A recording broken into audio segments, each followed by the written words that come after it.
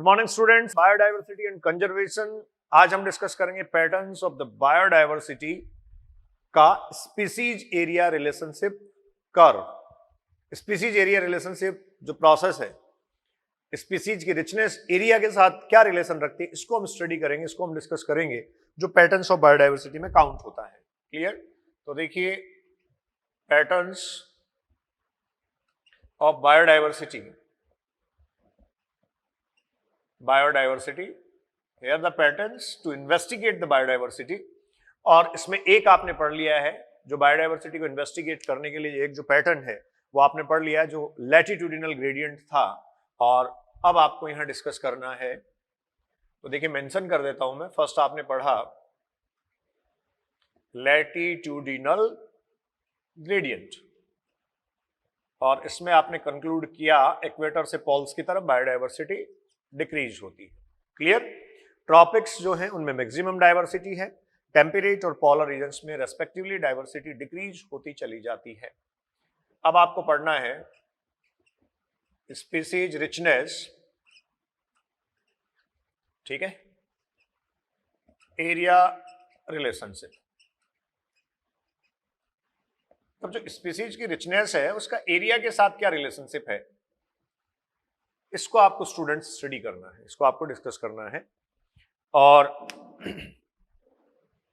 ये आप कहेंगे जो स्पीसीज रिचनेस एरिया रिलेशनशिप है, ये आपको एक आइडिया देता है कि जो हाईली डाइवर्स या मेगा डाइवर्स जो एरियाज है, ठीक है, जो डाइवर्स एरियाज हैं,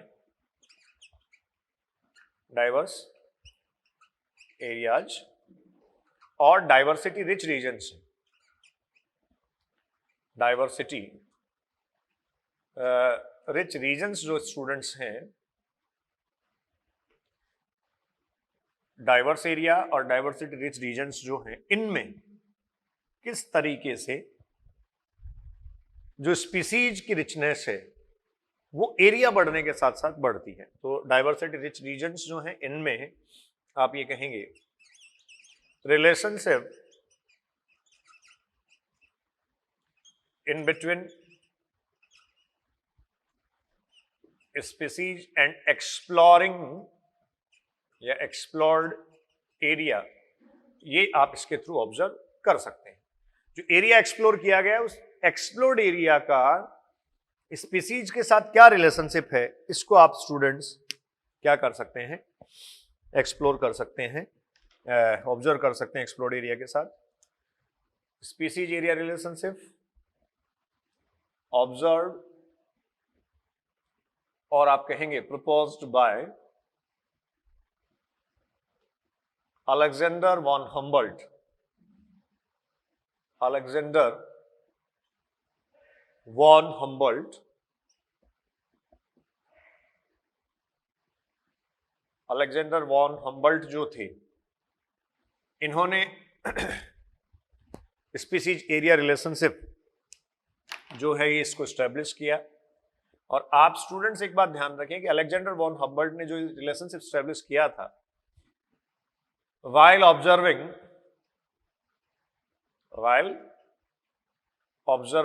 एनसीईआरटी लिख रही है south American jungles, south American forest, ठीक है। तो जो साउथ अमेरिकन फॉरेस्ट हैं उनको जब ऑब्जर्व कर रहे थे, तो आप ये कहेंगे एग्जैक्टली इन्होंने species area relationship curve establish किया। तो इसका मतलब जो साउथ अमेरिकन फॉरेस्ट हैं ये मेगा डाइवर्स एरियाज हैं, मेगा डाइवर्स रीजन्स हैं, मेगा डाइवर्स रीजन्स। तो मेगा डाइवर्स रीजन्स को जब ये ऑब्जर्व कर रहे थे, तब इन्होंने स्पीसीज एरिया रिलेशनशिप कर्व जो है स्टूडेंट्स वो स्टैब्लिश किया, ठीक है। और इनका कहना ये था, अब इनके कंक्लूजन पे आइए, इनका कहना ये था स्पीसीज रिचनेस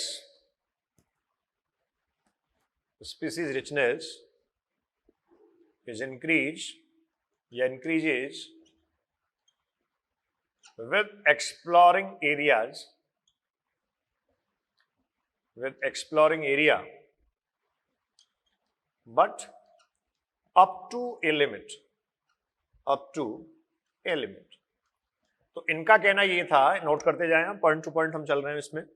इनका कहना ये था कि किसी भी एरिया में जो स्पीसीज की रिचनेस है, वो स्पीसीज की रिचनेस एरिया को एक्सप्लोर करने के साथ साथ बढ़ती चली जाती है, लेकिन एरिया को एक्सप्लोर करने के साथ साथ स्पीसीज रिचनेस अगर बढ़ रही है तो वो एक लिमिट तक बढ़ेगी। ठीक है, स्पीसीज रिचनेस एक्सप्लोर्ड एरिया के साथ साथ बढ़ती है, लेकिन एक लिमिट तक वो आप कह सकते हैं बढ़ेगी। तो इसके लिए इन्होंने देखो स्पीसीज रिचनेस और एरिया, ये स्पीसीज रिचनेस और एरिया के बीच स्टूडेंट्स एक रिलेशनशिप स्टैब्लिश किया, एरिया। क्लियर? और यहां इनका कहना था कि जो स्पीसीज रिचनेस है इसके और एरिया के बीच रिलेशनशिप अगर हम देखें तो ये यहां से इस तरीके से स्ट्रेट लाइन हम कह सकते हैं, जो लॉग स्केल पे स्ट्रेट लाइन ऑब्जर्व होती है, ये इस तरीके से बढ़ता चला जाता है। ठीक है, अब देखो ये एक्सप्लेन कर रहे थे, मैं ये जो ग्राफ बना रहा हूं इसको हम प्रॉपर डिस्कस करेंगे, इसको एक्सप्लेन भी करेंगे। अगर हम इसको लॉग स्केल पे लेते हैं तो ये स्ट्रेट लाइन ऑब्जर्व होता है हमें। ठीक है, इसको इन्होंने कहा species richness S is equals to CAZ। ठीक है, यहां स्टूडेंट्स ये क्या है इसको पहले लिख लेते हैं, S is equals to species richness, S is equals to species richness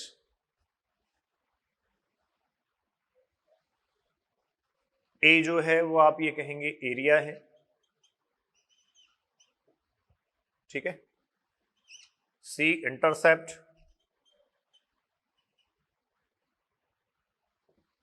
ठीक है, और Z आप कह सकते हैं स्टूडेंट्स यहां है स्लोप ऑफ लाइन, और इसको रिग्रेशन कॉफिशिएंट कहा गया। ठीक है, पहले हम डिस्कस कर लेते हैं, उसके बाद इस पे बात करेंगे। C जो है वो Y इंटरसेप्ट हम कह सकते हैं, X एक्सिस पे हमने लिया तो C जो है वो Y इंटरसेप्ट आप कह सकते हैं। ठीक है, तो देखो स्पीसीज रिचनेस एरिया बढ़ने के साथ साथ बढ़ती है, S is equals to CAZ, और यहां हम कह सकते हैं log S इज, तो ये लॉगरिथमिक स्केल पे अगर हम लेते हैं तो ये होगा log S is equals to log C plus Z log A।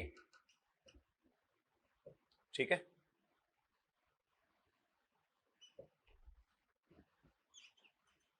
Logarithmic scale, और इस पे आप कहेंगे स्ट्रेट लाइन।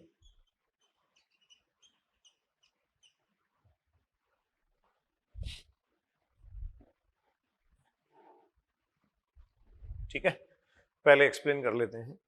तो देखो स्पीसीज की रिचनेस जो है वो एरिया बढ़ने के साथ साथ बढ़ती है। एक्सप्लोर्ड एरिया को अगर आप बढ़ाओगे तो स्पीसीज की रिचनेस बढ़ती चली जाएगी। जैसे मान लीजिए यहां मैं कोई कह दूं स्पीसीज का नंबर मेरे पास 100 या 1000 है, यहां मेरे पास 1000 ऑफ स्पीसीज है। ठीक है, अब ये 1000 स्पीसीज इस स्लोप ऑफ लाइन के अकॉर्डिंग मैं कैसे ऑब्जर्व कर सकता हूं?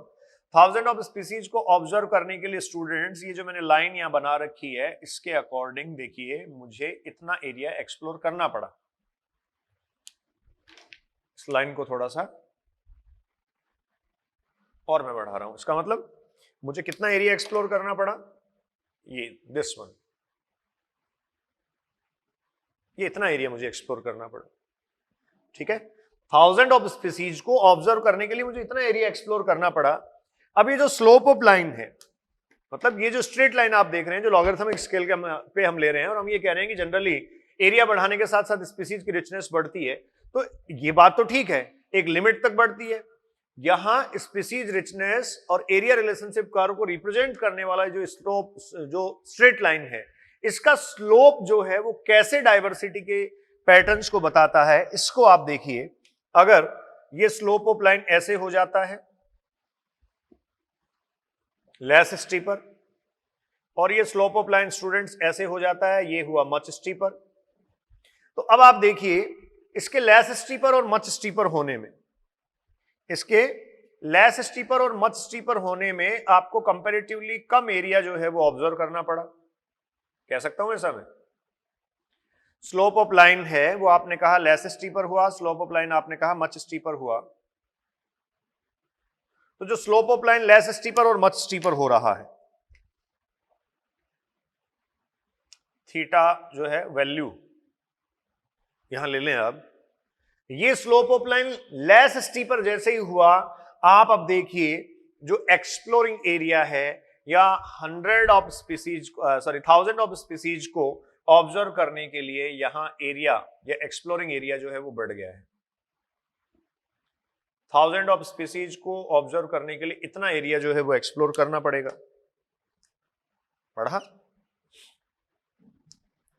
अगर slope of line much steeper है, ये देखिए इसको मैं लिखता हूं पॉइंट A1, इसको आप लिखो A और इसको आप लिख दीजिए A2। ठीक है, हम यहां से ऑब्जर्व क्या करना चाह रहे हैं, हम ऑब्जर्व ये करना चाह रहे हैं कि देखिए the species richness is increased by increasing the exploring area. जो एरिया है उस एरिया को बढ़ाने पर स्पीसीज की रिचनेस बढ़ती है। और आपने कहा कि स्पीसीज की जो रिचनेस बढ़ती है S is equals to C A Z आपको दे रखा है।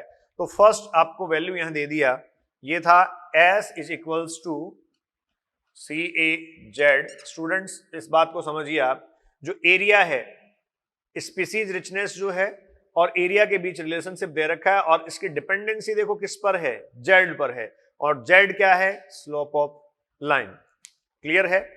रिलेशनशिप आपको दे रखा है S is equals to C A Z.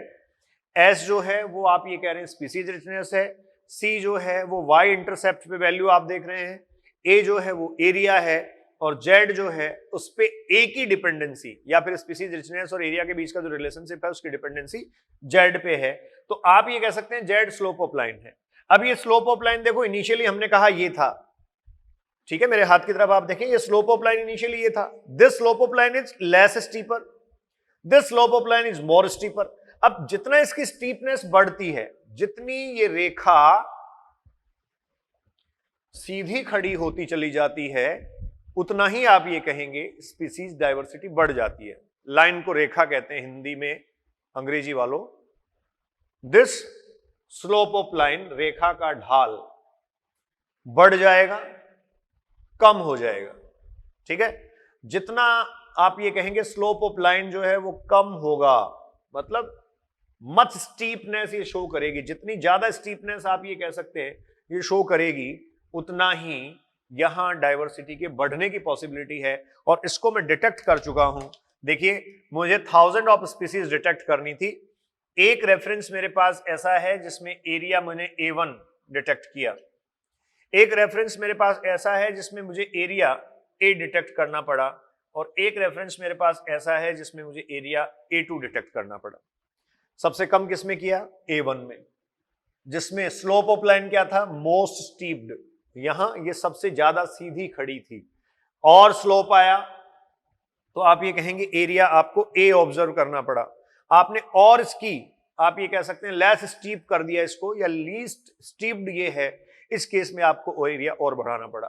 तो उन्हीं 1000 ऑफ स्पीसीज को ऑब्जर्व करने के लिए, ऑब्टेन करने के लिए आप A1 पढ़ रहे हैं, आप A पढ़ रहे हैं और आप A2 पढ़ रहे हैं। इन तीनों में फर्क क्या है? स्लोप ऑफ लाइन का फर्क है। और ये आप इधर देखिए S और A के बीच का जो रिलेशनशिप है, स्पीसीज रिचनेस और एरिया के बीच का जो रिलेशनशिप है स्टूडेंट्स, इसकी डिपेंडेंसी आ रही है जेड पे, और जेड क्या है? Slope of line. तो बहुत सिंपल है, क्लियर हो गया होगा। पहली बात कौन सी? The species richness is increased with the increasing area or the exploring area that represent by S is equals to CAZ। और लॉगरिथम स्केल पे अगर हम इसको लेते हैं तो ये हम लिखते हैं log S is equals to log C plus Z log A। अब देखो एनसीईआरटी ने कुछ एग्जांपल्स स्टूडेंट्स दे रखे हैं। यहां ये कह रहा है during his pioneering and extensive exploration in the wilderness of the South American jungles, the great German naturalist and the geographer Alexander von Humboldt observed that within a region species richness increased। ध्यान से सुन लेना, within a region species richness increased with increasing explored area. Species richness जो है वो increase होती है with increase explored area. इसका मतलब क्या आना चाहिए, स्ट्रेट लाइन आना चाहिए रिलेशन। वैसे भी यहां ये क्या कह रहा है, in fact the relation between species richness and area for a wide variety of taxa, जिसमें एंजियोस्पर्मिक प्लांट्स ले लिए, बर्ड्स ले लिए, बैट्स, फ्रेश वाटर फिशेज, मतलब एक आप ये कह सकते हैं कम्युलेटिव रेफरेंस ले लिया, वाइड वेराइटी ऑफ टेक्सा ली, तो इनका कहना ये था that turn out to be a rectangular hyperbola.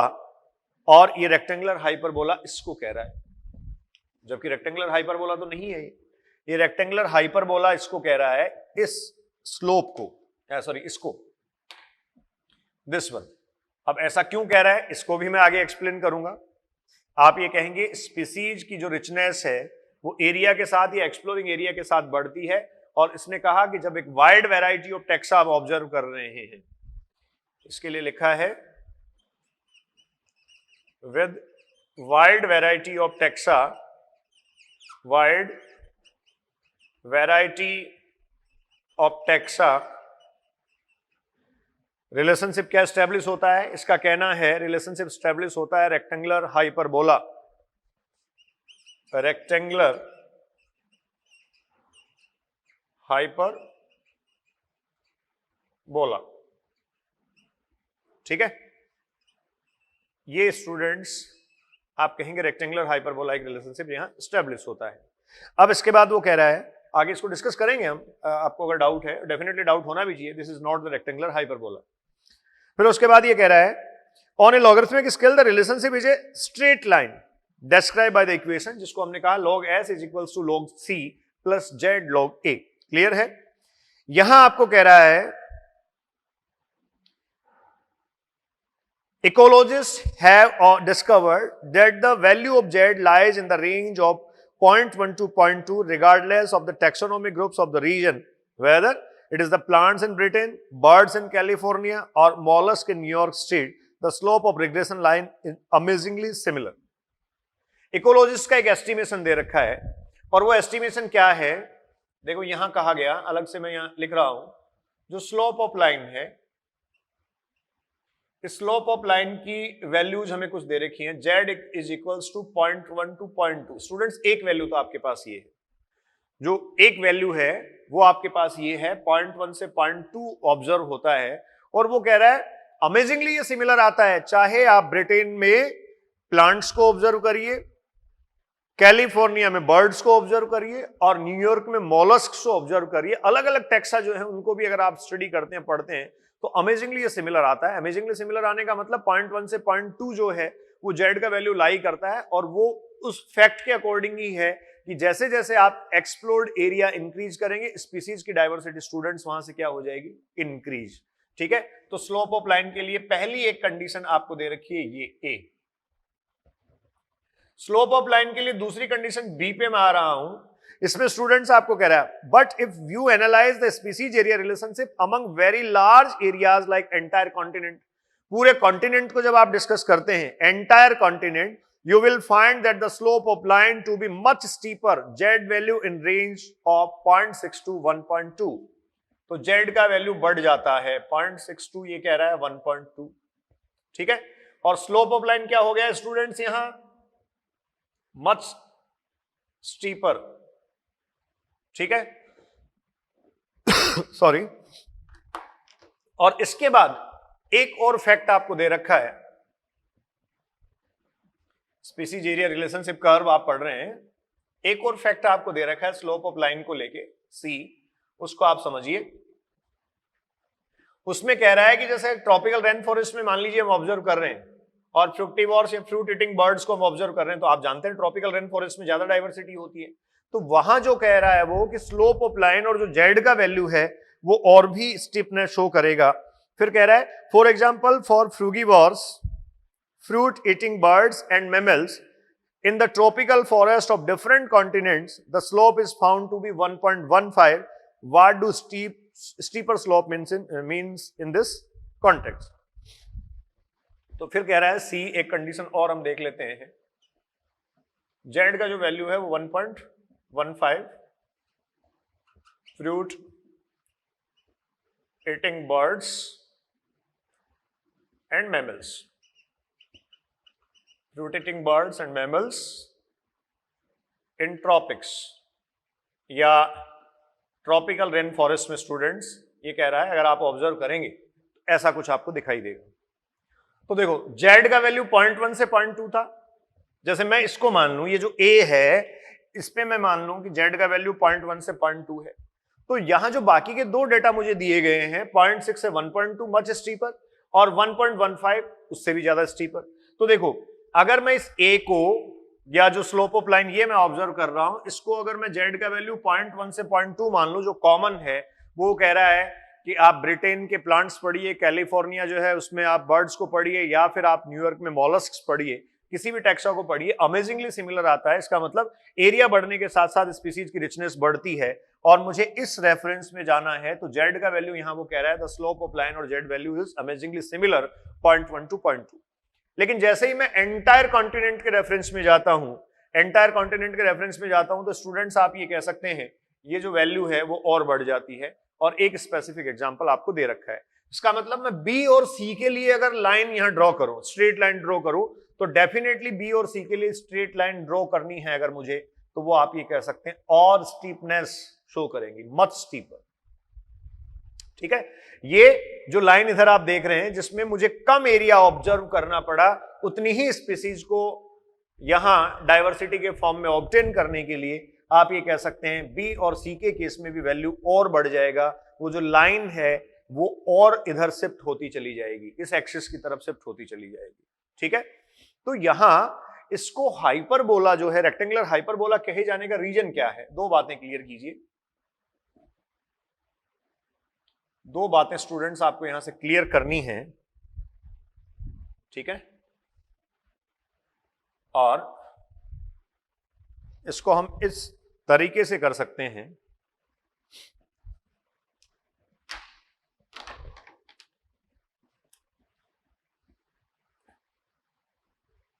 Sidhi line बना पाना भी बड़ा टास्क हो जाता है कभी कभी, है ना। कोई बात नहीं,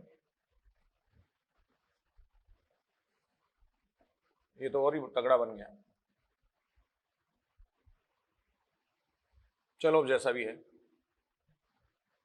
ये आपके पास है एरिया, ये आप कह रहे हैं स्पीसीज रिचनेस एस, और ये जो है वो ए है, जिनके बीच आप कर्व ऑब्जर्व कर रहे हैं। ठीक है, तो क्या मैं इसको ऐसे ड्रॉ कर सकता हूं? अगर इसको ऐसे मैं ड्रॉ कर रहा हूं तब तो आप ये कह रहे हैं कि रेक्टेंगुलर हाइपरबोला हो सकता है। लेकिन क्या आप एक पॉइंट ये देख रहे हैं कि इस पर्टिकुलर एक्सिस पे, जैसे मैं कहूं यहां 0 थी स्पीसीज रिचनेस, 10, 50, 150, 200, मतलब स्केलिंग इसकी मैं कर लूं, तो ये स्केलिंग तो प्लस में आएगी स्पीसीज की रिचनेस, और ये स्केलिंग माइनस में आएगी। मतलब एक्सप्लोर्ड एरिया बढ़ाने के साथ साथ स्पीसीज की रिचनेस स्टूडेंट्स गिरती कभी नहीं है, कम कभी नहीं होती। जैसे मान लीजिए कोई एक एरिया आपने एक्सप्लोर किया और उस एक्सप्लोर्ड एरिया में आपको 100 स्पीसीज ऑब्टेन हुई, 50 स्पीसीज मान लीजिए ऑब्टेन हुई। अगर आप एरिया बढ़ा देते हैं तो स्पीसीज जो एक्सप्लोर्ड एरिया में आपने ऑब्जर्व की थी उनका नंबर 50 मेंटेन रह सकता है, 49 भी नहीं होगा कभी भी, भले ही 51 नहीं हो। मेरा मतलब आप समझ रहे हैं, जैसे कोई एरिया आपने, जो एक्सप्लोर्ड एरिया है वो आपने ऑब्जर्व किया, और एक्सप्लोर्ड एरिया को ऑब्जर्व जब आपने किया तो आपने मान लीजिए वहां 50 स्पीसीज ऑब्टेन करी। अब जब 50 स्पीसीज आपने ऑब्टेन करी, ये कोई पॉइंट है यहां, हम कह रहे हैं ये तो हाइपरबोला दे रखा है, इसका रिलेशनशिप वो कह रहा है स्ट्रेट लाइन लॉगरिथम स्केल पे आ जाता है। अब लॉगरिथम स्केल पे स्ट्रेट लाइन आ जाता है तो आप ये कह रहे हैं यहां हमने 50 स्पीसीज ऑब्टेन करने के लिए इतना एरिया एक्सप्लोर किया। अब एक्सप्लोर्ड एरिया आपके पास इतना है, इसमें 50 स्पीसीज जब आप ऑब्जर्व कर रहे हैं, ठीक है, मान लीजिए हमने कहा 50 स्पीसीज हम जो है वो यहां से ऑब्जर्व कर पा रहे हैं 50 स्पीसीज, तो आप एरिया एक्सप्लोर करो। एक्सप्लोर एरिया करने के साथ स्पीसीज का नंबर रिड्यूस कभी नहीं होगा, 49 कभी नहीं होंगी वो। अगर आगे नहीं बढ़ पा रही है, मान लो डाइवर्सिटी कम है, आगे स्पीसीज जो है वो एरिया बढ़ाने के साथ साथ स्पीसीज की रिचनेस नहीं बढ़ पा रही है, तो डेफिनेटली कम भी वो नहीं होंगी। इसलिए इसको नेगेटिव रेफरेंस में नहीं लिया जाता और इस तरीके से ड्रॉ नहीं किया जाता। ठीक है, इसीलिए उसने इसको बनाकर, ये ऐसा बनाकर वो कह रहा है rectangular hyperbola. Rectangular hyperbola, rectangular hyperbola represent नहीं करने का जो रीजन है वो आपके पास आ गया है। देखिए, स्पीसीज की जो रिचनेस है या स्पीसीज डाइवर्सिटी है, ये स्पीसीज डाइवर्सिटी दो ही कंडीशन शो कर सकती है एरिया, एक्सप्लोर्ड एरिया बढ़ाने के साथ साथ। या तो आप ये कह सकते हैं इंक्रीज होगी, या तो आप कह सकते हैं स्टूडेंट्स क्या होगी, इंक्रीज, या फिर ये क्या रहेगी, constant, it will never decrease, और डिक्रीज कभी नहीं होगी। इसलिए आप ये कह सकते हैं कंप्लीट रेक्टेंगुलर हाइपरबोला आप ऑब्टेन नहीं कर पाएंगे। ठीक है, ये इसलिए आपको दिया गया। तो देखो, अब फाइनलाइज मैं इसको कर रहा हूं। जो बायोडाइवर्सिटी कंजर्वेशन में आपको पैटर्न्स ऑफ बायोडाइवर्सिटी दे रखा है, उसमें एक आपको दे रखा है बायोडाइवर्सिटी को इन्वेस्टिगेट करने के लिए species richness area relationship. Species richness area relationship जो कर्व है, या स्पीसीज रिचनेस एरिया रिलेशनशिप जो है, वहां स्टूडेंट्स आपको कहा गया अलेक्जेंडर वॉन हम्बल्ट जो है वो एक जर्मन न्यूट्रलिस्ट और जियोग्राफर हैं, जिन्होंने स्पीसीज रिचनेस एरिया रिलेशनशिप को स्टडी किया, और इनका कंक्लूजन ये था कि जो एक्सप्लोर्ड एरिया है उसको बढ़ाने पर आप ये कहेंगे स्पीसीज की जो रिचनेस है वो बढ़ती चली जाती है। स्पीसीज रिचनेस बढ़ती है, लेकिन वो एक लिमिट तक। जैसे अगर आप इसको देखेंगे तो ये ऑलवेज बढ़ता थोड़े ना रहेगा, ये ऑलवेज, यहां से आपने देखा ये इंक्रीज हुआ, लेकिन क्या ये ऑलवेज इस सीक्वेंस में चलेगा? नहीं, ऐसा नहीं है। इसमें आप ये कहेंगे क्या आएगा, डिक्रीज आएगा। तो एक लिमिट तक वो बढ़ता है। ठीक है, जैसे बायोडाइवर्सिटी रिच रीजन है, आपने ले लिया 10 स्क्वायर किलोमीटर एरिया कोई ले लिया, आप 10 से 20 या 50 स्क्वायर किलोमीटर एरिया पे जाएंगे, 100 स्क्वायर किलोमीटर एरिया पे जाएंगे, तो उस लिमिट तक आप ये कह सकते हैं स्पीसीज की डाइवर्सिटी बढ़ सकती है, चाहे वो ट्रॉपिकल रेन फॉरेस्ट हो। लेकिन आप अगर थाउजेंड्स ऑफ स्क्वायर किलोमीटर लेंगे तो ऑब्वियस है कि वो रिपीट होने लग जाएंगी स्पीसीज, फिर उतनी स्पीसीज डाइवर्सिटी वहां नहीं बढ़ पाएगी। तो स्पीसीज की डाइवर्सिटी जो है वो एरिया बढ़ने के साथ साथ बढ़ती है। ये इस तरीके से आपको दिखा दिया गया रेक्टेंगुलर हाइपरबोला। अब वो कह रहा है ऐसा, ये क्यों नहीं है मैं एक्सप्लेन कर चुका हूं। अब वो कह रहा है कि लॉगरिथमिक स्केल पे अगर हम लेते हैं तो ये रिलेशनशिप स्ट्रेट लाइन आता है। ऑब्वियस है स्पीसीज की रिचनेस एरिया बढ़ने के साथ साथ बढ़ती है। दोनों का इक्वेशन मैंने यहां लिख दिया है। ठीक है, यहां से आपको एक काम की बात ये कह रहा है कि जो वाइड वैरायटी ऑफ टेक्सा हम लेते हैं, उस वाइड वैरायटी ऑफ टेक्सा में ये रेफरेंस आता है। लेकिन अगर रिगार्डलेस आप टेक्सा जाएं, जैसे किसी अलग अलग रीजन को आप ऑब्जर्व करें और स्टडी करें, तो हमारे पास जो जेड का वैल्यू है वो अमेजिंगली सिमिलर 0.1 से 0.2 आता है। इसका मतलब जो डाइवर्सिटी रिच रीजन है, amazingly similar, the value of Z और the slope of line is 0.1 to 0.2, that is amazingly similar. इसको कैसे कंक्लूड आप करेंगे, तो आप ये सुनिए, जो डाइवर्सिटी रिच रीजन है, उन डाइवर्सिटी रिच रीजन में स्पीसीज की डाइवर्सिटी इंक्रीज होने का ऑलमोस्ट एक सा ही पैटर्न है। ठीक है, ऑलमोस्ट एक सा ही पैटर्न है सब जगह। स्पीसीज डाइवर्सिटी जो है वो ऑलमोस्ट एक जैसी सी ही इंक्रीज होती है। एक्सप्लोर्ड एरिया बढ़ाने के साथ साथ, या एक्सप्लोरिंग जो एरिया है उसको इंक्रीज करने के साथ साथ स्पीसीज की रिचनेस या डाइवर्सिटी स्टूडेंट्स ऑलमोस्ट एक ही लिमिट में बढ़ती है या एक ही तरीके से बढ़ती है। तो स्लोप ऑफ लाइन उन्होंने कहा 0.1 से 0.2 आ जाता है। फिर दूसरा उन्होंने एक एग्जाम्पल लिया, अगर एंटायर कॉन्टिनेंट के रेफरेंस में हम चले जाते हैं तो ये 0.6 से 1.2 हो जाता है। यहां स्टूडेंट्स बहुत क्लियरली लिखा है, but if you analyze the species area relationship among very large areas like the entire continents, you will find that the slope of line to be much steeper and the z value in the range of 0.6 to 1.2। अगर हम entire continent का example ले लेते हैं, अब यहां ध्यान रखें एंटायर कॉन्टिनेंट लिया है तो वो भी डाइवर्सिटी रिच रीजन ही हो सकता है। आप डेजर्ट में या डेजर्ट का एग्जांपल लेके इस स्लोप ऑफ लाइन को मच स्टीपर कभी नहीं कर सकते, ये डेफिनेटली लेस स्टीपर होगा। और लेस स्टीपर छोड़िए, डेजर्ट में तो ये खड़ा भी नहीं हो पाएगा, क्योंकि डेजर्ट में डाइवर्सिटी बहुत कम होती है। हमने पहले ही कहा ये स्पीसीज एरिया रिलेशनशिप कर्व जो है, ये जो रिलेशनशिप है ये डाइवर्सिटी रिच रीजन्स में स्टडी किया गया। आपको क्लियरली लिख के दिया गया है, अलेक्जेंडर वॉन हम्बल्ट ने ये प्रपोज किया व्हाइल ही वाज एक्सप्लोरिंग और observing the south American forest. Clear? तो देखिए यहां से आपको कहा स्लोप ऑफ लाइन 0.6 से 1.2 हो जाता है। इसका मतलब मच स्टीपनेस आ गई, मच स्टीपनेस आई तो उसका मतलब आप ये कह सकते हैं ये जो स्लोप ऑफ लाइन है ये ऐसे और सीधे खड़ी ये हो गई। इस केस में डाइवर्सिटी की रिचनेस बढ़ रही है। वो जो पर्टिकुलर एरिया आप ऑब्जर्व कर रहे हैं उसमें हाई डाइवर्सिटी है, मतलब कम एरिया में आप ज्यादा स्पीसीज ऑब्जर्व कर सकते हैं। ये मैंने इस तरीके से आपको एक्सप्लेन किया है, इस तरीके से मैंने एक्सप्लेन करके बताया है। 3 पॉइंट मेरे पास हैं, 3 एरियाज मैंने यहां लिए हैं, एक ए है, A1 है और A2 है। इनके हिसाब से आप ऑब्जर्व कर सकते हैं। मतलब ultimately the slope of line पे ही सब कुछ डिपेंड करेगा। थीटा का वैल्यू आप देखिए कम हो रहा है, थीटा का वैल्यू बढ़ रहा है, उसी पे डिपेंडेंसी है इसकी। ठीक है, मैं पहले ये क्लियर कर चुका हूं। S is equals to C A Z, ये एक्सप्लेन करता है कि जो एरिया के साथ स्पीसीज की रिचनेस है वो स्लोप ऑफ लाइन पर या जेड पर डिपेंड करती है। फिर एक एग्जांपल आपको दे दिया कि जो फ्रूगीवोर्स हैं, फ्रूट ईटिंग बर्ड्स और मैमल्स हैं, ट्रॉपिकल रीजन में आप देखें वहां डाइवर्सिटी रिच रीजन्स होते हैं, तो उनका स्लोप ऑफ लाइन जो है वो 1.15 आता है। तो जेड का वैल्यू 1.15 आया, इसका मतलब और स्टीप हो गया ये। तो यहां आपसे फाइनली ये पूछा गया what do you mean by the steepness. Steeper होने का क्या मतलब है? तो स्टीपर होने का सीधा मतलब ये है, if the straight line is much steeper that will represent the more diverse regions, that will represent the high diversity rich regions या हाई डाइवर्सिटी रीजन्स।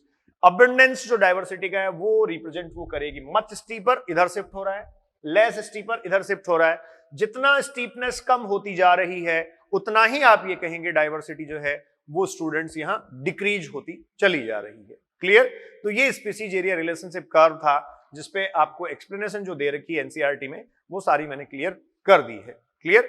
अब इसके बाद हम यहां से डिस्कस करेंगे the importance of species diversity to the ecosystem, और उसके बाद में लॉस ऑफ डाइवर्सिटी पे आते होते हम जो है वो कंजर्वेशन तक जाएंगे, कंजर्वेशन ऑफ बायोडाइवर्सिटी। ये आपके इस चैप्टर में दिया गया है। हाँ जी स्टूडेंट्स, अब देखिए अगला टॉपिक हम डिस्कस कर रहे हैं यहां, जिसमें आप कह रहे हैं importance of diversity, importance of diversity to an ecosystem. Chapter हमारा है biodiversity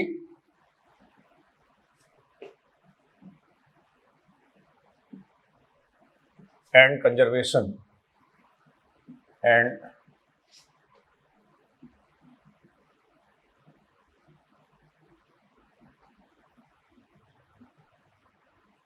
conservation. Importance of biodiversity, देखिए बायोडाइवर्सिटी जो है वो किसी इकोसिस्टम में क्यों इंपॉर्टेंट है टू एन इकोसिस्टम। किसी भी एक पर्टिकुलर इकोसिस्टम जो है उसमें आप ये कह सकते हैं जो बायोडाइवर्सिटी होगी वो बायोडाइवर्सिटी एग्जैक्टली उस इकोसिस्टम की स्टेबिलिटी को डिफाइन करती है। जैसे आप ये कहें जो कम्युनिटी है, this community will be more stable, community stable होगी। स्टेबल कब होगी? जब आप ये कह सकते हैं कॉम्प्लेक्सिटी यहां आएंगी, कॉम्प्लेक्सिटी यहां होगी, और कॉम्प्लेक्सिटी स्टूडेंट्स तब होती है जब एग्जैक्टली स्पीसीज की डाइवर्सिटी ज्यादा हो जाती है या बढ़ जाती है। क्योंकि स्पीसीज डाइवर्सिटी बढ़ने से, जो स्पीसीज डाइवर्सिटी है अगर ये इंक्रीज होती है, ऊपर की तरफ मैं एरो लगा रहा हूं, इसमें मीन्स इंक्रीज, स्पीसीज डाइवर्सिटी अगर स्टूडेंट्स इंक्रीज होगी तो आप ये कह सकते हैं ये जो है it leads the increase in food alternatives. जो फूड अल्टरनेटिव्स हैं लिविंग ऑर्गेनिज्म के लिए, ये फूड अल्टरनेटिव्स ये क्या कर देगी? बढ़ा देगी। फूड अल्टरनेटिव्स जो है वो ये बढ़ा देगी स्पीसीज डाइवर्सिटी अगर बढ़ती है। और डेफिनेटली स्पीसीज डाइवर्सिटी के बढ़ने से आप कहेंगे food chains and food webs जो हैं ये भी ज्यादा कॉम्प्लेक्स हो जाएंगे, मोर कॉम्प्लेक्स। इनकी भी कॉम्प्लेक्सिटी जो है वो स्टूडेंट्स बढ़ जाएगी, और कॉम्प्लेक्सिटी अल्टीमेटली बढ़ने का मतलब जो है वो किसको लीड करवाएगी? स्टेबिलिटी। तो एक स्टेबल कम्युनिटी किसको कहा जाना चाहिए ये एनसीईआरटी यहां एक्सप्लेन कर रही है। स्टेबल कम्युनिटी, स्टेबल कम्युनिटी ये स्टूडेंट्स यहां एक्सप्लेन किया गया, और इसके अकॉर्डिंग ऐसा है कि देखिए कोई भी कम्युनिटी जो है वो स्टेबल तब कही जानी चाहिए जब ईयर टू ईयर उसके प्रोडक्शन में बहुत बड़ा वेरिएशन नहीं आता हो। ठीक है, तो फर्स्ट हम कह सकते हैं प्रोडक्शन जो है किसी कम्युनिटी का, production is not much variable, not much variable year after year और ईयर टू ईयर। प्रोडक्शन जो है किसी पर्टिकुलर कम्युनिटी का वो आप ये कहेंगे ईयर आफ्टर ईयर अगर बहुत ज्यादा वेरिएशन शो नहीं करता हो, चेंज नहीं होता हो, तो उसको आप कह देंगे वो क्या है, स्टेबल कम्युनिटी। इसके अलावा कम्युनिटी जो है वो स्टेबल तब कही जाएगी जब उसमें सेल्फ रेजिस्टेंस की कैपेबिलिटी होगी, वो अपने आप को रेजिस्ट कर सकेगी, एनवायरमेंटल डिस्टर्बेंसेस जो है उनके अगेंस्ट अपने आप को स्टेबल कर सकेगी, तब आप ये कह सकते हैं उसको स्टेबल कम्युनिटी कहा जाएगा। तो यहाँ कम्युनिटी और इकोसिस्टम को जो है वो एक रिवर्ट पॉपर हाइपोथेसिस से भी एक्सप्लेन किया गया है। इस इकोसिस्टम डाइवर्सिटी की जहां बात की गई है या इंपॉर्टेंस ऑफ इकोसिस्टम डाइवर्सिटी बात की गई है, तो पहले एनसीईआरटी का मैटर हम पढ़ लेते हैं, उसके बाद स्टूडेंट्स इसको एक्सप्लेन करेंगे। देखिए पेज नंबर 262 पे आप आइए। कल आपने इसमें स्पीसीज रिचनेस एरिया रिलेशनशिप का पढ़ा था। अब टॉपिक है अगला, the importance of the species diversity to the ecosystem. वो कह रहा है, does the number of species in a community really matter to the functioning of an ecosystem? Definitely it does matter. आप ये कहेंगे कि किसी पर्टिकुलर इकोसिस्टम में जो स्पीसीज का नंबर है, क्या वो उसकी फंक्शनिंग में रोल प्ले करता है या फंक्शनिंग में मैटर करता है? डेफिनेटली करता है। This is a question for which ecologists have not been able to give it definitive answer. ठीक है, अब वो इसलिए कह रहा है कि इकोलॉजिस्ट जो है उसका आंसर नहीं कर पाते। आप सोचोगे इकोलॉजिस्ट नहीं कर पा रहे आंसर, हमने आंसर कर दिया है, तो ये क्या दिक्कत है, क्या गड़बड़ है? एग्जैक्टली इसमें ऐसा है, इकोलॉजिस्ट उसका आंसर इसलिए नहीं कर पाते क्योंकि यहाँ कौन से टाइप की स्पीसीज जो है उनका नंबर कम है या कौन से टाइप की स्पीसीज का नंबर ज्यादा है, ये डिफाइन नहीं किया गया है। तो जब तक हमें ये पता नहीं होगी किस टाइप की स्पीसीज की डाइवर्सिटी बहुत ज्यादा है, किस टाइप की स्पीसीज की डाइवर्सिटी बहुत कम है, तब तक इकोसिस्टम की फंक्शनिंग पे बहुत ज्यादा हम बात नहीं कर सकते। लेकिन ओवरऑल हम ये कह सकते हैं कि डेफिनेटली स्पीसीज की जो डाइवर्सिटी है, मतलब जो कम्युनिटी है, उस कम्युनिटी में नंबर ऑफ स्पीसीज है वो रियली मैटर करता है, डेफिनेटली वो उसकी फंक्शनिंग पर असर डालता है। For many decades, ecologists believe that the communities with more species generally tend to be more stable. लेकिन वो कह रहा है, इकोलॉजिस्ट का जो है वो मानना ये है कि जो ज्यादा स्पीसीज के साथ कम्युनिटीज एग्जिस्ट कर रही हैं वो डेफिनेटली ज्यादा स्टेबल होंगी। उसके बाद कह रहा है, what exactly stability for a biological community? किसी एक बायोलॉजिकल कम्युनिटी के लिए स्टेबिलिटी क्या होगी, मैंने यहाँ मेंशन किया है। A stable community should not show too much variation in productivity from year to year. एक स्टेबल कम्युनिटी जो है वो प्रोडक्शन में बहुत ज्यादा वेरिएशन शो नहीं करे ईयर आफ्टर ईयर। क्लियर, एक बात ये कही गई। इसके बाद स्टूडेंट्स कहा गया, it must be either resistance और resistant to occasional disturbances natural और मैनमेड। तो इसमें रेजिस्टेंस होना चाहिए। रेजिस्टेंस किसके अगेंस्ट होना चाहिए, इस बात को थोड़ा सा आप पॉइंट आउट करें। रेजिस्टेंस आप ये कह सकते हैं जो नेचुरल और मैनमेड डिस्टर्बेंसेज होते हैं, नेचुरल एंड मैनमेड डिस्टर्बेंसेज होते हैं। इन नेचुरल और मैनमेड डिस्टर्बेंसेज के अगेंस्ट स्टूडेंट्स जो है वो इसमें सेल्फ रेजिस्टेंस होना चाहिए, तब अपने आप को ये प्रोटेक्ट कर सके, इसलिए इसको स्टेबल कहा जाएगा। फिर कह रहा है, and must also be resistance to invasion by alien species. जो एलियन स्पीसीज हैं जो बाहर से आती हैं, रेजिस्टेंस अगेंस्ट एलियन स्पीसीज या एक्जोटिक स्पीसीज आप कह सकते हैं, इनके अगेंस्ट भी क्या होना चाहिए, रेजिस्टेंस यहां होना चाहिए। तो इसके बाद देखो यहां दिया है, we don't know how these attributes are linked to species richness in a community, but David Tilman's long term ecosystem experiments. David Tilman के लॉन्ग टर्म इकोसिस्टम एक्सपेरिमेंट है, नोट कर लें आप, ये सीधा ही पूछ लिया जाता है। मान लीजिए क्वेश्चन एनसीईआरटी से वो फ्रेम करेगा, तो long term ecosystem experiments, long term ecosystems experiments, long term ecosystem experiments, और ये डेविड टिल्मन के एक्सपेरिमेंट हैं। तो देखिए डेविड टिल्मन क्या करते हैं, ये कह रहे हैं, Tilman found that plots with more species short year to year variation in total biomass. Tilman ने ये देखा, plots with the more species short less year to year variation. अगर स्पीसीज डाइवर्सिटी ज्यादा है, स्पीसीज डाइवर्सिटी स्टूडेंट्स हाई है या species का number ज्यादा है, तो जो डेविड टिल्मन के एक्सपेरिमेंटल प्लॉट हैं वो ये रिप्रेजेंट करते हैं, वो ये शो करते हैं ईयर आफ्टर ईयर जो प्रोडक्टिविटी है उस प्रोडक्टिविटी में बहुत ज्यादा वेरिएशन नहीं आएगा। मतलब ये जो फर्स्ट स्टेटमेंट हमने लिखा है इसको ऑब्जर्व डेविड टिल्मन ने अपने एक्सपेरिमेंट में किया। उसके बाद लिखा गया है he also showed that in his experiments increased diversity contribute the higher productivity. Species diversity अगर इंक्रीज हो गई तो आप ये कह सकते हैं इससे स्टूडेंट्स प्रोडक्टिविटी क्या हो जाएगी, higher. The increased diversity contribute in the higher productivity, ये मेंशन किया गया है. तो डेविड टिल्मन के जो एक्सपेरिमेंट है उनका कंक्लूजन आपको पता होना चाहिए कि डेविड टिल्मन ने जब एक्सपेरिमेंट किए अपने, जिनको लॉन्ग टर्म इकोसिस्टम्स एक्सपेरिमेंट कहते हैं, इन्होंने ऑब्जर्व किया कि जहां स्पीसीज डाइवर्सिटी ज्यादा है वहां ईयर आफ्टर ईयर जो है वो प्रोडक्टिविटी में बहुत बड़ा वेरिएशन नहीं होगा.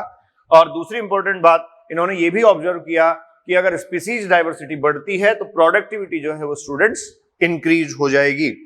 Although we may not understand completely how species richness contribute to the well-being of an ecosystem, we know enough to realize that rich biodiversity is not only essential for the ecosystem health, but imperative for the very survival of human races on this planet.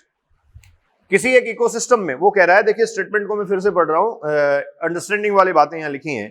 वो कह रहा है although we may not understand completely how species richness contribute to the well-being of an ecosystem, कि हम completely इस बात को अभी तक नहीं समझ पाए या नहीं जानते हैं कि जो स्पीसीज की रिचनेस है वो किसी इकोसिस्टम की वेलबीइंग प्रोसेस में कैसे कंट्रीब्यूट करती है. We know enough to realise that rich diversity is not only essential for the ecosystem health, कि अगर डाइवर्सिटी बहुत ज्यादा है तो वो सिर्फ इकोसिस्टम की हेल्थ पे ही असर नहीं डालती या इकोसिस्टम की हेल्थ के लिए ही इंपॉर्टेंट नहीं है, वो अर्थ पर ह्यूमन के सर्वाइवल के लिए भी स्टूडेंट्स, ये कहा गया अर्थ पर ह्यूमन के सर्वाइवल के लिए भी वो जो है वो इंपॉर्टेंट है. यहां कहा जा रहा है at a time when we are losing species at alarming pace, बहुत तेजी से जो है वो हम स्पीसीज को खोते जा रहे हैं, उनका लॉस होता जा रहा है.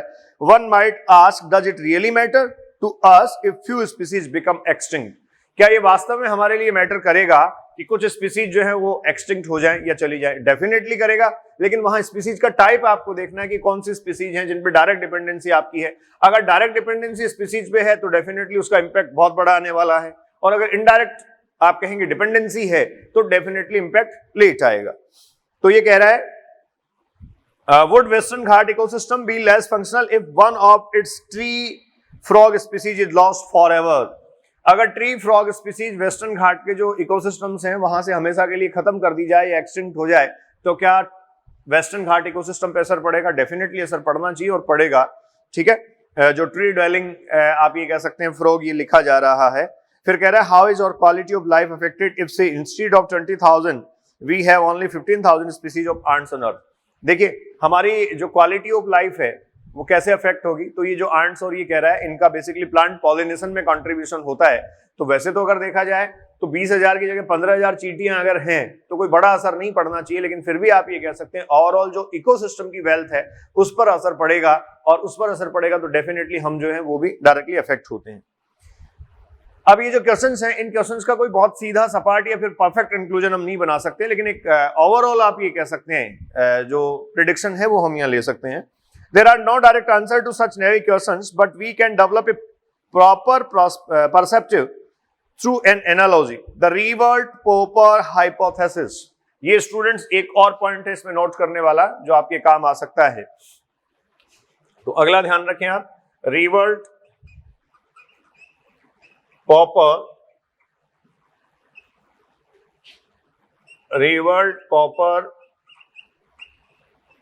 hypothesis. Revert-Popper hypothesis, और ये जो Revert-Popper hypothesis है, देखिए इस Revert-Popper hypothesis में किसी एक इकोसिस्टम में जो स्पीसीज है उन स्पीसीज की इंपॉर्टेंस को समझाने का एफर्ट किया गया. किसी एक इकोसिस्टम में जो स्पीसीज है उनको एक्सप्लेन किया गया, और यहाँ एक एयरप्लेन का एग्जांपल लिया गया. देखो एयरप्लेन जो है, इस एयरप्लेन को स्टूडेंट्स कंप्लीट एक इकोसिस्टम मान लिया गया. ठीक है, एयरप्लेन जो है उसको कंप्लीटली स्टूडेंट्स क्या मान लिया गया? इकोसिस्टम. ठीक है, फिर उसके जो राइवर्ट्स हैं इनको स्पीसीज मान लिया गया, और राइवर्ट्स ऑन विंग जो हैं, विंग जो है मतलब एयरप्लेन की जो पंखुड़ियां हैं उस पर जो राइवर्ट्स हैं उनको की स्टोन स्पीसीज मान लिया गया. Keystone species. और इससे एक्सप्लेन किया गया है, देखिए सुनिए आप कैसे होगा। यहां कहा गया है राइवेट-पॉपर हाइपोथेसिस, स्टैनफोर्ड इकोलॉजिस्ट पॉल एथरिल्स जो है इन्होंने इसको स्टूडेंट्स प्रपोज किया था, ठीक है।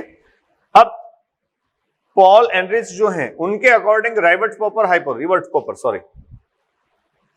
हाइपोथेसिस, ये राइवेट-पॉपर हाइपोथेसिस जो है, इसमें हाइपोथेसिस में क्या कहा गया कि जैसे मान लीजिए एक इकोसिस्टम जो है वो एक प्लेन है या एक एयरप्लेन जो है, उसको इकोसिस्टम काउंट हम कर लेते हैं।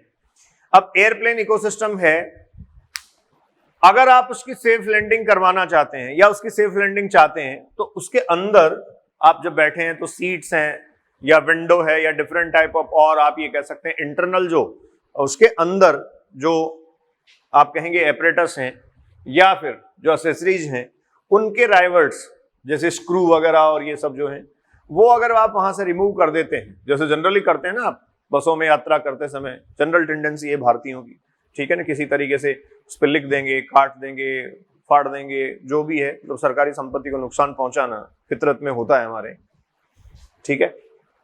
अब आपने इसी तरीके से किया कि एयरप्लेन में जब आप जा रहे थे, जो राइवर्ट्स हैं, वो राइवर्ट्स आप अंदर जब बैठे तो सीट पे और जो भी सीट बेल्ट और डिफरेंट टाइप ऑफ जो भी एक्सेसरीज हैं उनको आपने डैमेज किया। अगर ऐसा आप कर रहे हैं या उसमें लिटिल बिट डैमेज भी आप कर रहे हैं तो डेफिनेटली तब भी एयरप्लेन की सेफ लैंडिंग पॉसिबल है। मैं फिर कह रहा हूं, आपने एयरप्लेन को इकोसिस्टम माना और इस इकोसिस्टम में आपने कहा राइवर्ट्स जो हैं, जितने सारे पार्ट्स हैं उसके एयरप्लेन के, उनको आपने स्पीसीज काउंट कर लिया, ठीक है। और एक मैंने लिखा है राइवर्ट्स ऑन विंग्स, उसके जो विंग्स हैं उन पर जो राइवर्ट्स लगे हैं उनको कीस्टोन स्पीसीज हमने माना। कीस्टोन स्पीसीज पहले हम डिस्कस वैसे कर चुके हैं कम्युनिटी के साथ, लेकिन यहाँ कीस्टोन स्पीसीज का इंपॉर्टेंस आपको समझ आएगा। देखिए, तो आप जब जाते हैं तो आप ये क्या कर रहे हैं कि अंदर जो राइवर्ट्स हैं उनमें से कुछ को डैमेज कर लेते हैं, कुछ वहां से रिमूव कर लेते हैं, कुछ अपने साथ ले आते हैं। ये सब अगर आप कर रहे हैं तब भी इकोसिस्टम की, मीन्स आप कहेंगे इस एयरप्लेन की सेफ लैंडिंग स्टूडेंट्स पॉसिबल है। क्लियर।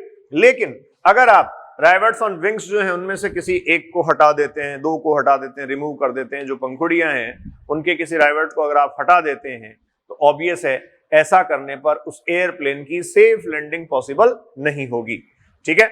अब उसकी सेफ लैंडिंग पॉसिबल नहीं होगी तो ये क्या इंडिकेट करता है? ये बहुत क्लियर इंडिकेशन आपके पास ये है कि कोई भी स्पीसीज हो उसका अपना इंपॉर्टेंस इकोसिस्टम में तो होता है, लेकिन कीस्टोन स्पीसीज जो है वो इकोसिस्टम के एग्जिस्टेंस को मेंटेन करती है। अगर कीस्टोन स्पीसीज को आप किसी भी इकोसिस्टम से हटा दें तो डेफिनेटली इकोसिस्टम जो है वो कोलैप्स होने की कंडीशन में आ जाएगा। एक और बेसिक एग्जांपल के साथ आप डिस्कस कर सकते हैं, जैसे किसी एक फॉरेस्ट एरिया में से स्टूडेंट्स आपने जो है वो टॉप कंज्यूमर हटा दिया, टाइगर लायन जो है वो वहां से हटा दिए। अगर आपने वो वहां से हटा दिए तो डेफिनेटली आप ये कह सकते हैं कि लोअर ट्रॉफिक लेवल के जो हर्बीवोर्स हैं और जो कार्निवोर्स हैं उनको वो प्रीडेट नहीं करेंगे, मतलब वो उनका नंबर बढ़ जाएगा। अगर आप लायन और टाइगर हटा देते हैं तो डेफिनेटली आप कह सकते हैं डियर जो है उनका नंबर डेफिनेटली उस पर्टिकुलर फॉरेस्ट में बढ़ जाएगा, और उन फॉरेस्ट में उसका नंबर अगर बढ़ जाएगा तो आप ये कह सकते हैं वो वेजिटेशंस को ज्यादा से ज्यादा कंज्यूम कर जाएंगे। अब वेजिटेशंस को और प्लांट्स को ज्यादा से ज्यादा कंज्यूम कर जाएंगे तो डेफिनेटली इकोसिस्टम की प्रोडक्टिविटी काफी हद तक नीचे आ जाएगी, क्योंकि प्लांट्स और वेजिटेशंस प्राइमरी प्रोड्यूसर्स हैं। तो इस तरीके से जो प्रीडेटर था टॉप लेवल का, उसने अपने प्रे की पॉपुलेशन को कंट्रोल रखा हुआ था, जिससे इकोसिस्टम में बैलेंसिंग थी, और अगर वो वहां से हटा दिया गया तो इकोसिस्टम इम्बैलेंस हो जाएगा। तो यहाँ राइवेट-पॉपर हाइपोथेसिस जो पॉल एलरिच हैं वो आपको एक्सप्लेन करना चाहते हैं, ये बताना चाहते हैं कि किसी भी पर्टिकुलर इकोसिस्टम में कीस्टोन स्पीसीज का अपना इंपॉर्टेंस है, कीस्टोन स्पीसीज का अपना रोल है। क्लियर, ये सारा यहां मेंशन किया गया है। अब देखिए स्टूडेंट्स, हम आ रहे हैं अगले टॉपिक पे जिसमें आपको पढ़ना है लॉस ऑफ बायोडायवर्सिटी। वो कह रहा है while it is doubtful if any new species are being added through speciation into the earth's treasury of the species. तो नई स्पीसीज जो है वो कैसे ऐड की जाती है ये भी क्लियर हो गया। कल भी आपसे मैं डिस्कस कर रहा था कि स्पीसिएशन या डाइवर्सिफिकेशन जो है वो अपने आप में प्रोसेस है जिसके थ्रू नई स्पीसीज जो है वो आप ऐड कर सकते हैं। Speciation means formation of the new species. Clear. अब लॉस ऑफ बायोडाइवर्सिटी की बात यहां की जा रही है, तो कुछ डेटा जो हैं उनको मैं पढ़ रहा हूं। ये कह रहा है the biological wealth of our planet has been declining rapidly. हमारे प्लेनेट की जो बायोलॉजिकल वेल्थ है, मतलब जो बायोडाइवर्सिटी है, वो बहुत तेजी से खत्म हो रही है, ठीक है। And accusing finger is clearly pointing to you, और जो उठती हुई अंगुली है वो आपकी तरफ इशारा करती है, ठीक है। The accusing finger is clearly pointing to human activities, हमारी एक्टिविटीज जो है उनको पॉइंट आउट करती है। The colonisation of tropical Pacific islands by human is said to have led the extinction of more than 2000 species of native birds. जैसे वहां एक example दिया गया कि ट्रॉपिकल पैसिफिक आइलैंड जो था वहां ह्यूमन का जो कॉलोनाइजेशन था, ह्यूमन के कॉलोनाइजेशन ने 2000 बर्ड स्पीसीज को एक्सटिंक्शन में ला दिया। क्लियर? उसके बाद अगला आप कह सकते हैं the IUCN red list 2004 documents the extinction of 784 species including 338 vertebrates and 359 invertebrates, 87 plants in last 500 years. तो IUCN की जो रेड लिस्ट है 2004 का जो डॉक्यूमेंट है, डेटा काफी पुराना है, उसके बाद भी देखिए और बहुत सारी स्पीसीज एक्सटिंक्शन में चली गई। तो आप यहां से ये कह सकते हैं कि जो रेड लिस्ट है वो अपने आप में एक इंफॉर्मेटिव रेफरेंस है जो हमें ये बताती है कि कौन सी स्पीसीज एक्सटिंक्शन में है, कौन सी स्पीसीज नियर बाय एक्सटिंक्शन है, या कौन सी स्पीसीज जो है वल्नरेबल टू एक्सटिंक्शन है, कौन सी क्रिटिकली एंडेंजर्ड है। तो यहाँ रेड डाटा बुक के बारे में भी थोड़ा सा हम बात करेंगे अगले लेक्चर में, हालांकि मैं कर पाऊंगा ये, या देखते हैं इसी में हो जाएगा। तो यहाँ जो रेड लिस्ट है IUCN का international union for the nature and natural resources जो कंजर्वेशन है, उस कंजर्वेशन की बात यहां से की जा रही है, ठीक है। International union for the conservation of nature and natural resources जो है 2004 का डेटा आपको दिया गया है और उसके अकॉर्डिंग कहा गया लास्ट 500 ईयर्स में जो है वो 359 invertebrates, 338 vertebrates and 87 plant species extinction में चली गई है। यहां स्टूडेंट्स कुछ एग्जांपल हैं। Some examples of recent extinction include the dodo Mauritius का है, क्वेगा अफ्रीका की है, थाइलेसिन ऑस्ट्रेलिया का है, ये सब याद होनी चाहिए, आपको पता होने चाहिए। स्टीलर सी काउ रसिया है एंड 3 सब स्पीसीज बाली, जावन and Caspian of the tiger, ये जो है वो इंडियन है। The last 20 years alone have witnessed the disappearance of 27 species। अकेले पिछले 20 साल जो हैं वो आपको कहा जा रहा है कि 27 स्पीसीज के एक्सटिंक्शन के एक तरीके से विटनेस हैं या साक्षी रहे हैं उनके सामने, या इन पिछले 20 सालों में 27 स्पीसीज जो हैं वो एक्सटिंक्शन में चली गई हैं। फिर कह रहा है carefully analysis of the data shows the extinction across taxa are not random. Some groups like amphibians appear to be more vulnerable to extinction. Adding to the grim scenario of extinction is the fact that more than 15,500 species worldwide are facing the threat of extinction। अगर worldwide अगर हम देखें extinction तो आपको कहा जा रहा है कि 15,500 से ज्यादा जो स्पीसीज हैं वो विलुप्तता के खतरों का सामना कर रही हैं, वो गायब हो जाएंगी, डिसअपियर हो जाएंगी, एक्सटिंक्ट हो जाएंगी, ठीक है। Presently 12% of all bird species, 23% of all mammal species, 32% of the all amphibian species and 31% of all gymnosperm species in would face the threat of extinction। अलग अलग ग्रुप्स आपको दे रखे हैं प्लांट और एनिमल्स के, और वो कह रहा है कि इतनी स्पीसीज, इतने परसेंट स्पीसीज, देखिए आप बड़ा डेटा है, 23% मैमल्स हैं, 32% एम्फीबियंस हैं, 31% जो है वो जिम्नोस्पर्म्स हैं, ये फेस कर रहे हैं एक्सटिंक्शन को, ठीक है। एक्सटिंक्शन जो है उसके थ्रेट ये फेस कर रहे हैं। फिर कह रहा है from a study of the history of life on earth through fossil records we learned that large scale loss of species like the one we are currently witnessing have also happened earlier।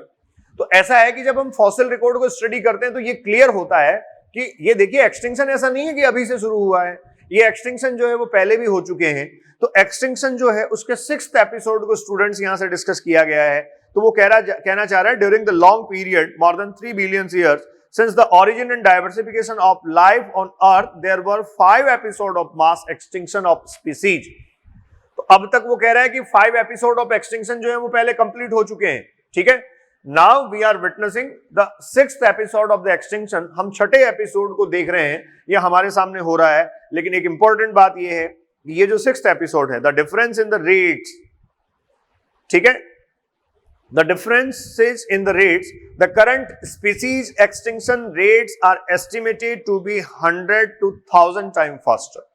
ये जो पिछले 5 episode हुए थे उनके बजाय ये जो 6th episode है, ये 6th वन जो है ये एक्सटिंक्शन एपिसोड या species extinction episode students 100 to 1000 time faster है उन पिछले 5 एपिसोड से, ये कहना चाह रहा है। उसके बाद लिखा है ecologist warn that if present trends continue, ecologist जो है वो वार्न करते हैं, चेतावनी हमें देते हैं इस बात की कि अगर ये जो ट्रेंड है जो चल रहा है वो अगर कंटिन्यू रहा, nearly half of the all species on earth might be wiped out with in the next 100 years. ठीक है, इकोलॉजिस्ट ये वार्न करते हैं कि ये जो ट्रेंड है अगर वो चलता रहा तो आधी स्पीसीज जो है वो अगले 100 साल में खत्म हो जाएंगी। तो मैं जहां तक समझता हूं ये पिछले 20 साल से डेटा लिखा हुआ है, अपडेशन नहीं है, हालांकि रेट और बढ़ गया होगा एक्सटिंक्शन का। ठीक है, तो ये एक्सटिंक्शन के बारे में यहाँ कहा गया है, लॉस ऑफ बायोडाइवर्सिटी की बात यहाँ की गई है। और finally students loss of biodiversity होने से जो इंपैक्ट है वो क्या आते हैं, एक बार इतना मैटर मैं और पढ़ देता हूं, फिर कॉजेज ऑफ बायोडाइवर्सिटी लॉस को हम सेपरेटली डिस्कस करेंगे।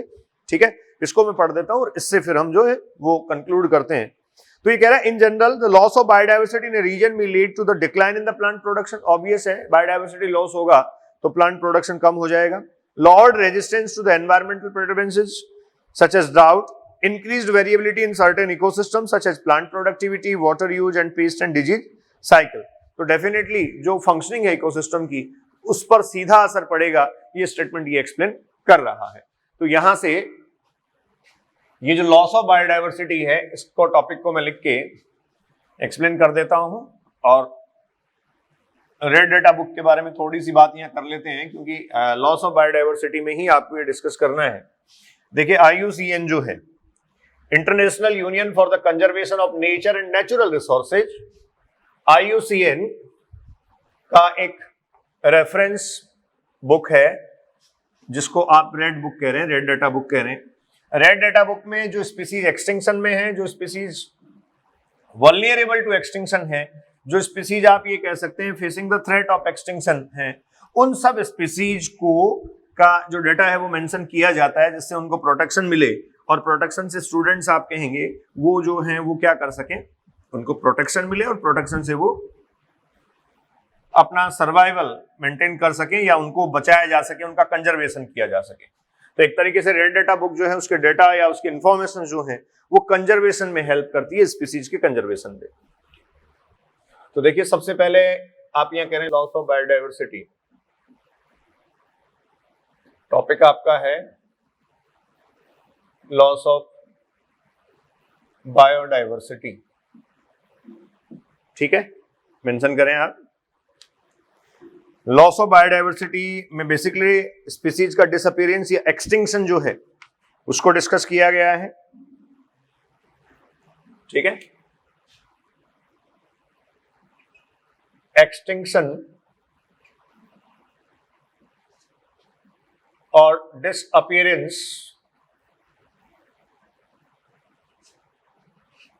ऑफ स्पीसीज, ये आप कह सकते हैं लॉस ऑफ बायोडाइवर्सिटी है। इसके अलावा आप ये कह सकते हैं students decline in particular population, decline in population, किसी एक पर्टिकुलर पॉपुलेशन में डिक्लाइन होगा तो ऑब्वियस है वहां के उसके इंडिविजुअल्स कम होते चले जाएंगे और ये जो है वो बायोडाइवर्सिटी को नुकसान है, जो इकोसिस्टम की वेल्थ है उसको नुकसान है। एक तरीके से आप ये कह सकते हैं ये बायोडाइवर्सिटी का लॉस है। बट यहां एक टेक्निकल स्टेटमेंट दे रखा है, जो एक्सटिंक्शन है, extinction over the taxa not in random process, extinction over the taxa, extinction over taxa is not a random process, random process। ठीक है, देखिए स्टूडेंट्स ये रैंडम प्रोसेस नहीं है, एक्सटिंक्शन जो है वो रैंडम प्रोसेस नहीं है, एनसीईआरटी ऐसा लिखती है। हाँ ये बिल्कुल ठीक है और इसको जस्टिफाई आप कैसे कर सकते हैं, जैसे रैंडम कैसे नहीं है एक्सटिंक्शन। देखो मॉर्टिलिटी अगर कही जाए, जैसे कोई भी एक कम्युनिटी है, हमारी कम्युनिटी है, ह्यूमन कम्युनिटी मान लीजिए आप, या इकोसिस्टम के पॉइंट ऑफ व्यू से, इकोलॉजी के पॉइंट ऑफ व्यू से डिफरेंट टाइप ऑफ स्पीसीज को हम कम्युनिटी मानते हैं। तो कोई एक बायोलॉजिकल कम्युनिटी या बायोटिक कम्युनिटी आप मान लीजिए जो नेचर में एग्जिस्ट कर रही है।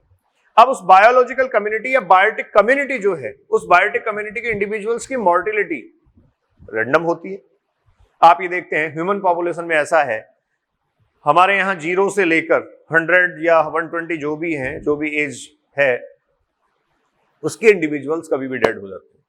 मतलब वो जो कॉल आता है ऊपर वाले का तो वो उठा लेता है, बुला लेता है 0 वाले को भी, मतलब सेम डे बच्चे की डेथ हो जाती है। इसके अलावा आप ये देखिए कभी भी किसी का भी कॉल आ सकता है, मतलब ये रैंडम है। The mortality is random but the extinction is not a random process. Extinction क्या है? किसी पर्टिकुलर स्पीसीज का कंप्लीटली वाइप्ड आउट होना। किसी पर्टिकुलर स्पीसीज का आप ये कह सकते हैं स्टूडेंट्स कंप्लीटली वहां से जो है वो खत्म हो जाना, ये एक्सटिंक्शन की कैटेगरी में आता है। तो एक्सटिंक्शन का प्रोसेस रैंडम नहीं है। ऐसा नहीं है कि कोई स्पीसीज कल तो एग्जिस्ट कर रही थी और रात को जो है वो गायब होगी, ऐसा नहीं होता है। ठीक है, तो एक्सटिंक्शन का प्रोसेस रैंडम नहीं है। इस बात को जस्टिफाई हम कर सकते हैं किसके थ्रू? देखिए जो रेड लिस्ट है, रेड डेटा बुक, सबसे पहली बात तो आप एक ध्यान रखें, रेड डेटा बुक जो है वो IUCN का एक कैटलॉग है। IUCN international union for the conservation of nature and natural resources, इसका एक कैटलॉग है, इसका एक रेफरेंस सिस्टम है, रेफरल सिस्टम है। और इस रेड डेटा बुक में एक रेड लिस्ट मेंशन की जाती है। ठीक है, ये जो रेड लिस्ट है वो आप ये कह सकते हैं it is the record of, किसका रिकॉर्ड है? Extinct and extinct species and, ये लिख लीजिए, species that are facing the threat of extinction, that are facing the threat of extinction। ठीक है, ये उन स्पीसीज का आप ये कह सकते हैं रिकॉर्ड मेंटेन करता है रेड लिस्ट, जो स्पीसीज या तो एक्सटिंक्ट हो गई हैं या फिर आप ये कह सकते हैं वो एक्सटिंक्शन के थ्रेट जो हैं वो फेस कर रही हैं। अब एक्सटिंक्शन के थ्रेट फेस कर रही हैं तो किस लेवल के थ्रेट फेस कर रही हैं, ये रेड लिस्ट की कैटेगरीज से पता लगता है। तो जो रेड लिस्ट कैटेगरीज हैं उन पे हम आते हैं। इसमें एग्जाम में स्टूडेंट्स क्वेश्चन भी आया हुआ है पहले, क्रिटिकली एंडेंजर्ड जो है वो एग्जाम में क्वेश्चन आया हुआ है, जो पहले एनसीईआरटी के रेफरेंसेज में लिखा जाता था, सबसे लास्ट में लिखा था एनसीईआरटी के। आजकल रेफरेंसेज जो है वो चैप्टर के पीछे जोड़ दिए गए हैं नई एनसीईआरटी में। ठीक है, तो देखो ये कुछ रेड लिस्ट कैटेगरीज में लिख रहा हूं। Red list categories,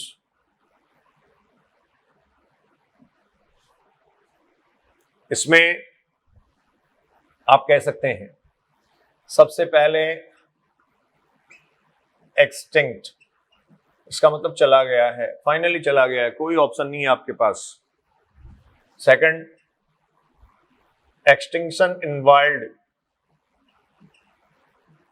extinction in wild, इसका मतलब वाइल्ड हैबिटेट में एक्सटिंक्ट हो गया है। हो सकता है कुछ स्पीसीज उसकी डोमेस्टिक या किसी तरीके से बचा के रखी गई हो, मतलब बचाई गई हो।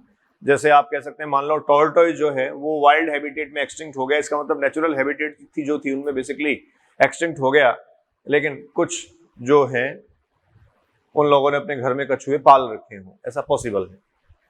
ठीक है, इसके बाद आप कहेंगे थर्ड कैटेगरी है क्रिटिकली एंडेंजर्ड, क्रिटिकली एंडेंजर्ड।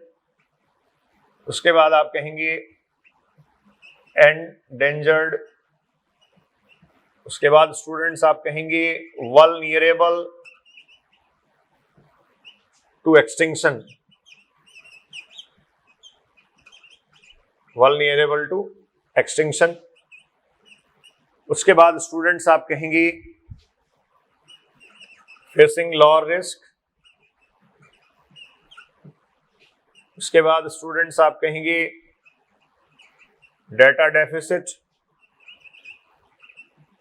और उसके बाद आप कहेंगे not evaluated, not evaluated.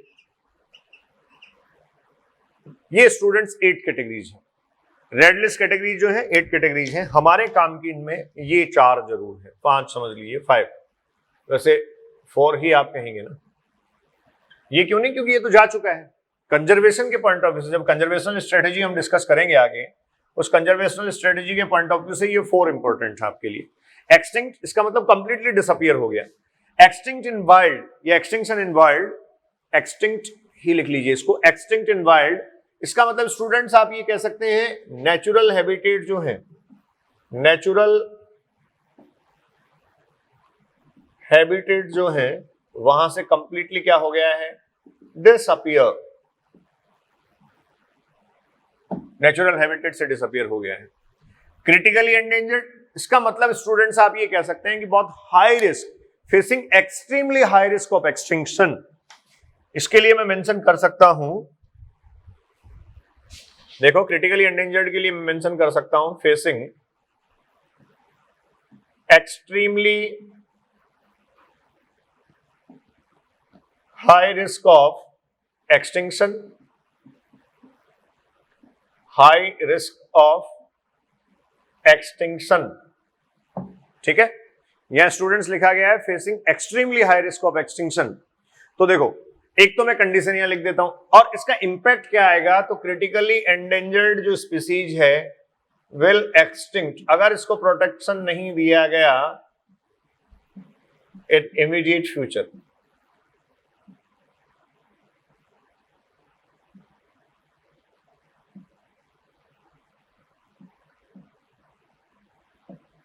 Facing extremely high risk of extinction and will extinct in immediate future. ठीक है, एंडेंजर्ड जो स्टूडेंट्स होता है इसके लिए आप कह सकते हैं facing high risk of extinction, facing high risk of extinction, और जो high risk of extinction face कर रहा है इसके लिए आप कह सकते हैं will extinct in near future, will extinct in near future. ठीक है, जो वल्नरेबल टू एक्सटिंक्शन है इसके लिए आप कह सकते हैं facing risk of extinction, risk of extinction, और इसके लिए आप ये कह सकते हैं मिड टर्म फ्यूचर जो है will extinct in mid term future. ठीक है, एक्सटिंक्ट कंप्लीटली जा चुका है। तो देखो यहां क्या है, रेड लिस्ट जो है उसकी 8 कैटेगरीज हैं। इन 8 कैटेगरीज में आपने कहा नॉट इवैल्यूएटेड, मतलब जो है वो नंबर कम हो गया है, या एक तो आप ये कह सकते हैं कि हमें पता तो लग रहा है, या फिर हमें एक इस बात का परसेप्शन है या प्रेडिक्शन हमारा है कि स्पीसीज का नंबर कम हुआ है लेकिन अभी इवैल्यूएट नहीं किया गया है। दूसरी में जो है वो क्लियर है आपके पास कि डाटा कम हो गए हैं। एक वो जो है जो एक्सटिंक्शन की लॉ रिस्क फेस कर रहा है। फिर आप ये कह सकते हैं वल्नरेबल टू एक्सटिंक्शन, एक्सटिंक्शन के आसपास आ रहा है। एंडेंजर्ड, इसका मतलब एक्सटिंक्शन की हाई रिस्क को फेस कर रहा है। Critically endangered extremely high risk को फेस कर रहा है, और तुरंत ही अगर इसको इमीडिएटली प्रोटेक्ट नहीं किया गया, इमीडिएटली कंजर्व नहीं किया गया, तो ये क्या हो जाएगा, एक्सटिंक्ट और एक्सटिंक्शन इन वाइल्ड। तो देखो बेसिकली जो कंजर्वेशनल स्ट्रेटेजीज हैं वो कहां अप्लाई की जा सकती हैं। कंजर्वेशनल स्ट्रेटेजीज सबसे ज्यादा इफेक्टिव तो होती है किस पे, क्रिटिकली एंडेंजर्ड पे या फिर एंडेंजर्ड स्पीसीज पे, क्योंकि जो एंडेंजर्ड स्पीसीज हैं आप ये कह सकते हैं एंडेंजर्ड कंडीशन में आने के बाद उनका नंबर काफी कुछ बचा रहता है, तो उनपे अगर आप अप्लाई करेंगे कंजर्वेशनल स्ट्रेटेजी तो वो ज्यादा इफेक्टिव होगी। ठीक है, वल्नरेबल टू एक्सटिंक्शन जो है उस पर भी अप्लाई की जा सकती है, लेकिन इमीडिएट प्रोटेक्शन की रिक्वायरमेंट इसमें से किसको है, तो 2 टाइप के क्वेश्चन बनते हैं students, which one require immediate protection, आपका आंसर होना चाहिए क्रिटिकली एंडेंजर्ड। ठीक है, लेकिन क्रिटिकली एंडेंजर्ड से पहले भी अगर एक्सटिंक्शन इन वाइल्ड आपको दे दिया लिख के, तो फिर आपका आंसर सेकंड हो जाना चाहिए, मतलब ये सेकंड पॉइंट हो जाना चाहिए। ठीक है, और आपसे पूछा जाए कि कौन सा जो है उस पर अगर कंजर्वेशनल स्ट्रेटेजीज हम अप्लाई करें तो मैक्सिमम बेनिफिट हो सकता है, तो वो आपके पास फिर एंडेंजर्ड हो सकता है, वल्नरेबल भी हो सकता है। ठीक है, तो क्वेश्चन का जो नेचर है उसके अकॉर्डिंग आप देख लें। प्रीवियस ईयर्स एग्जाम क्वेश्चन जो है वो सेपरेट एक लेक्चर में हम डिस्कस करेंगे, और भी उसके अलावा बहुत सारे क्वेश्चन जो हमारे मॉड्यूल में है उनकी बात भी हम करेंगे, तो आपको ये कैटेगरीज पता होनी चाहिए। अब देखो कोई भी एक स्पीसीज जो थी, सबसे पहले आप ये कह सकते हैं नॉट इवैल्यूएटेड कंडीशन में थी, फिर उसका डाटा डेफिसिट होना शुरू हुआ, फिर उसने वो लॉ रिस्क ऑफ एक्सटिंक्शन में आई, फिर वो वल्नरेबल टू एक्सटिंक्शन हुई, फिर वो एंडेंजर्ड कैटेगरी में आई, फिर वो क्रिटिकली एंडेंजर्ड हुई, फिर वो एक्सटिंक्शन इन वाइल्ड वाली कंडीशन में आई और फाइनली एक्सटिंक्ट हो गई। इसका मतलब रैंडम नहीं है extinction. Extinction over the taxa is not a random process. इस बात को ये कैटेगरीज एक्सप्लेन करती हैं। मतलब बहुत सीधा सा मैं ये कह सकता हूं, ऐसा नहीं है कि पहले एग्जिस्ट कर रही थी, सडनली अचानक जो है वो गायब हो गई हो या वो डिसअपियर हो गई हो। तो जो डिसअपियरेंस है वो सडन नहीं आता है। आप स्टूडेंट्स ध्यान रखें, किसी भी पर्टिकुलर स्पीसीज के इंडिविजुअल्स का या पर्टिकुलर स्पीसीज का जो एक्सटिंक्शन है, जो एक्सटिंक्ट जो है, मतलब टॉप कैटेगरी जो एक्सटिंक्शन है, ये टॉप कैटेगरी तब आती है जब वो इन सब से होते हुए यहां तक जाती है। ठीक है, मतलब डेटा डेफिशिट हो जाएगा, लॉ रिस्क फेस करेगी, हाई रिस्क फेस करेगी, वल्नरेबल टू एक्सटिंक्शन जिसको आप कहेंगे, फिर आप ये कह सकते हैं very high risk of extinction face करेगी, जो क्रिटिकली एंडेंजर्ड है वो आप ये कहेंगे एक्सट्रीम रिस्क फेस करेगी, और उसके बाद जो है वो अपने नेचुरल या वाइल्ड हैबिटेट से एक्सटिंक्ट होते हुए वो फाइनली क्या हो जाएगी, एक्सटिंक्ट।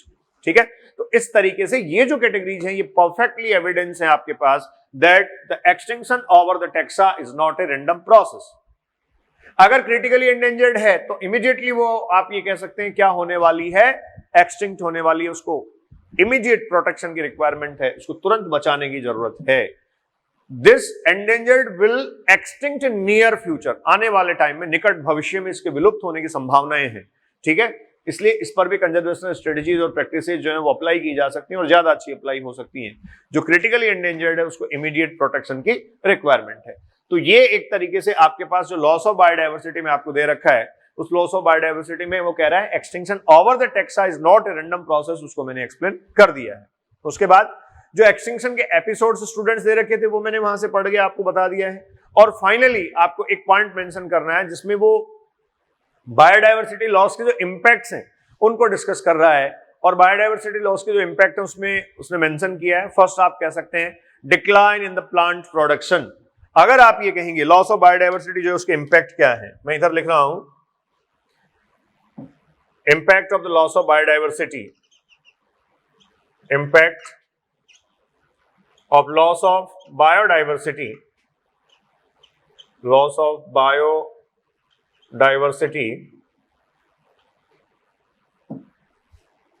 जो लॉस ऑफ बायोडायवर्सिटी है उसके स्टूडेंट्स इंपैक्ट क्या है, तो उसके इंपैक्ट आप कह सकते हैं फर्स्ट डिक्लाइन जो है किसमें आ जाएगा, प्रोडक्टिविटी में।